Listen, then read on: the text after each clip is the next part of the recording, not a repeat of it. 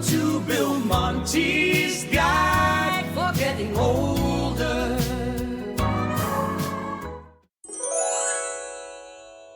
On this episode of Bill Monty's Guide for Getting Older, I have my friend Jeff Wolf here. Jeff has a great podcast called A World Gone Mad. It's a political podcast, and I invite you to look that up anytime that you possibly can. Jeff and I go back so many years that we actually used to ride dinosaurs to work. But no, seriously, we did radio together. Jeff was already a radio broadcaster, and we met in the mid-90s. Is that correct? We met, I was doing auditions for Sound International. Okay. And I needed someone to lip sync cartoons that were or movies in other languages, Italian, Spanish. And I met you that way. Right. You came in and did an audition. Then we found out that you were doing the show that my girlfriend, Lori, was in. Yeah, that's right. If that's wrong, then whatever. But So this is near the end of local talk radio.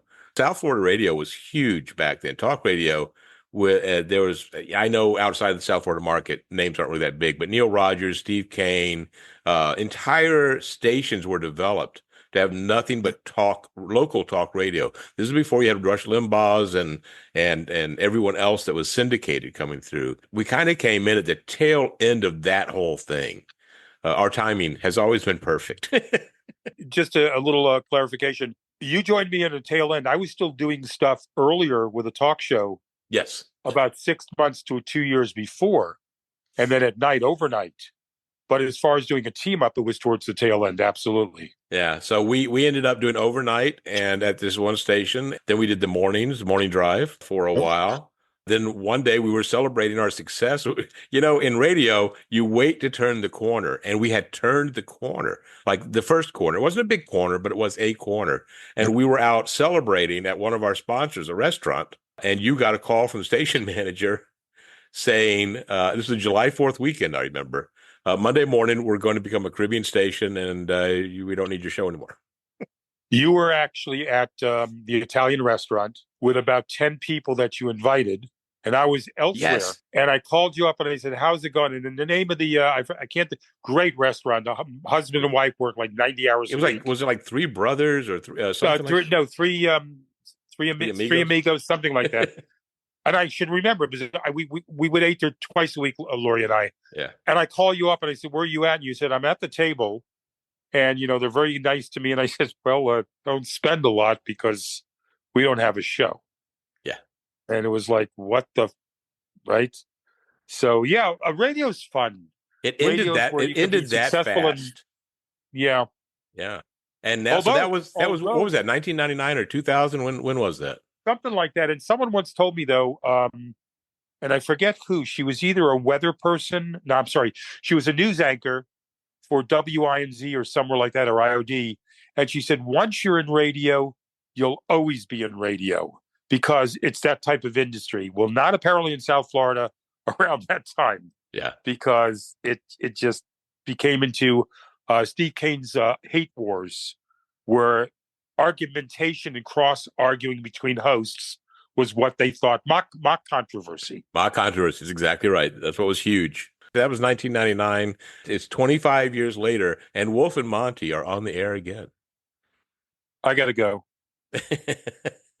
Sorry. I wish I just got a call that we were canceled. I wish we could get word to our listener that we're back on the air.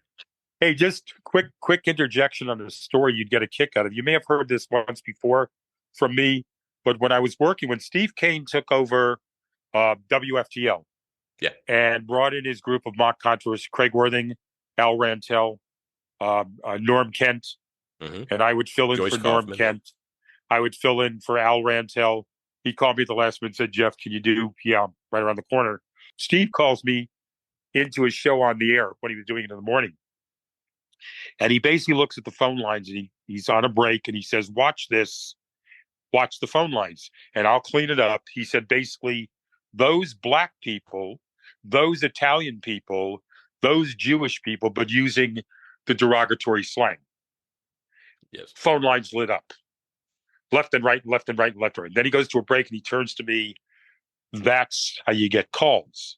And I said, I don't need to do that to generate calls. that's not really working. I said, you have more money than me, but I have integrity. Yeah. And I just didn't want to do that type of radio. Excuse me. Saying integrity to Steve Kane would be like showing a cross to a vampire, I would think. No, and that was his attitude. You and I talked about this with Howard Stern. Admire Howard Stern for everything he's done, every money. Remember the joke in the movie, Private Parts or whatever it's called? Yeah, Private Parts, yeah.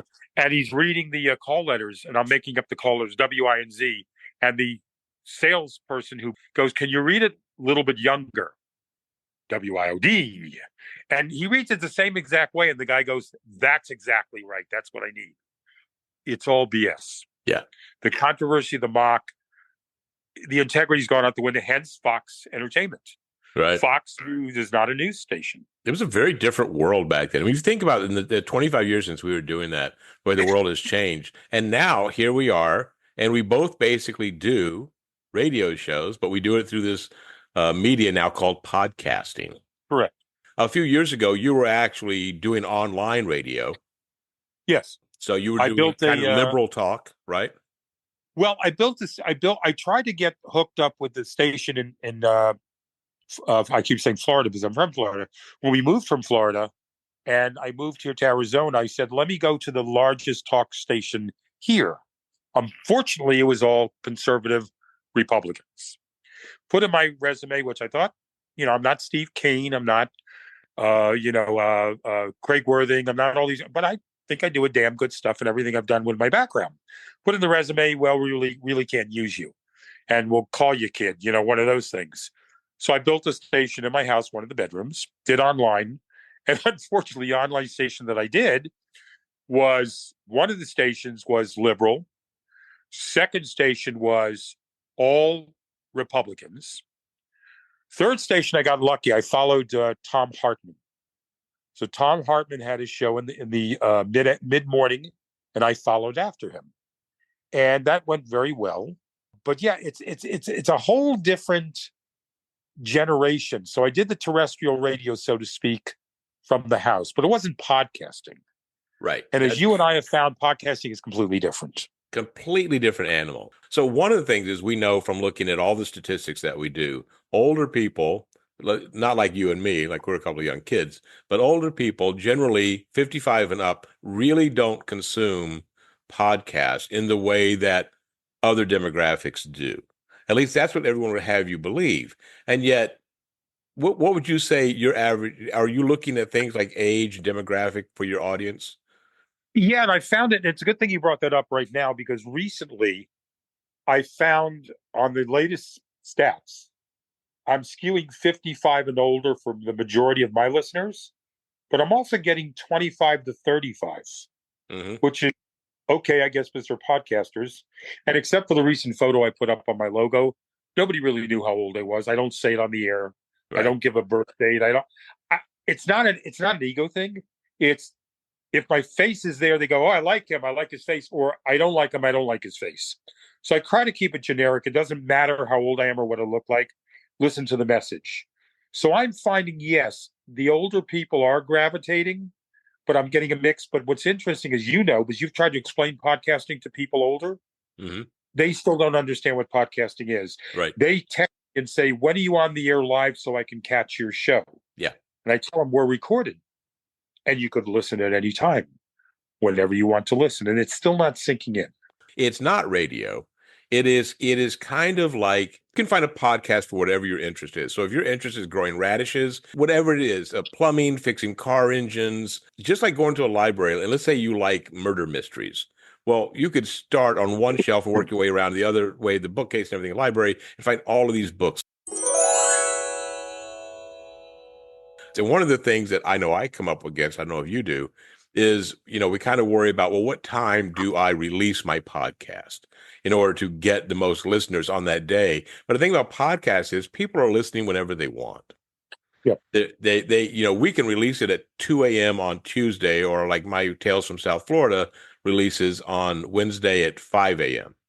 But I find I get most of my listeners the following weekend, the 3 days later is when I see my numbers start going up on Tales from South Florida. And then it's funny because coming from the radio background, I have a hard time wrapping my head around what I know is the truth of podcasting, which is I want it to be like a TV show. So if you're like NCIS, it comes on at 9 o'clock on Mondays and you're going to be there.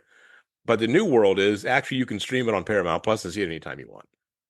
Yeah, and the interesting thing, you brought this up. I did and I know you did the same thing. I tried to explain in a voice piece on my Facebook group what podcasting was. And in a brief segment, I'm not going to go forever. Brief segment was when we had a radio show, let's say Bill and I were on at 8 in the morning. There were 5 or 6 other stations, 7 stations on at 8 or 9 in the morning. Howard Stern doesn't mean we were competing with them. It was just another choice. Mm-hmm. Sports. There was a Spanish station. Spanish station, yep. And there was a religious station, depending. So everyone knew Wolf and Monty would be on in the morning, Monday through Friday, whatever. You had a set time. So you captured the audience. And I guess that's good in some ways and bad in some ways. With podcasting, like you said, everyone tells you need to release at 12 midnight 1, 5:30, so people are starting their day. They can download you and have you while they're driving to work and listen to you, or while they're doing the housework, etc. But it's that open-ended whatever. And also there's hundreds of thousands of podcasts, not just the Radish podcasts, but the Beats and the Rutabaga. Yeah. There's so much stuff. Literally 440,000 active podcasts. Yeah, and it's hard to break free from the noise. So real fast, because I think our recording is going to end. And I just want to say, A World Gone Mad podcast, Jeff Allen Wolf. If you fear our future, if a certain orange-haired buffoon becomes president, you need to be listening to this podcast. Bill Monty's Guide for Getting Older. It's not about being old. It's about the journey of getting older, which we are all doing every single day. And Tales from South Florida, where I'm recounting the history, the adventures, the people, the places that made and make South Florida an incredible place to live. These can be found on Spotify. They can be found on Amazon, Apple, everywhere. iHeart. Listen to one episode, people. And I think you'll be hooked on Bill's shows. I know I am, and good friends, but listen to one episode. Give us a try, one episode, and I guarantee you'll have fun. Yeah, you will. All right, that's Podcasting 101. Wolf and Monty back on the air. Who knows? We might do this again sometime if this episode ever sees the light of day. And we're going to say fare thee well right now from Florida and Arizona, 2 states that end in A. And hello. Cheerio, just because I don't want to go. And we will hook up after this recording ends. All right? Sounds good. All right, sir. Everyone, be safe and be kind. How do you turn it off? Stop playing with it. Oh, my. Welcome to Bill Monty's Guide for Getting Old.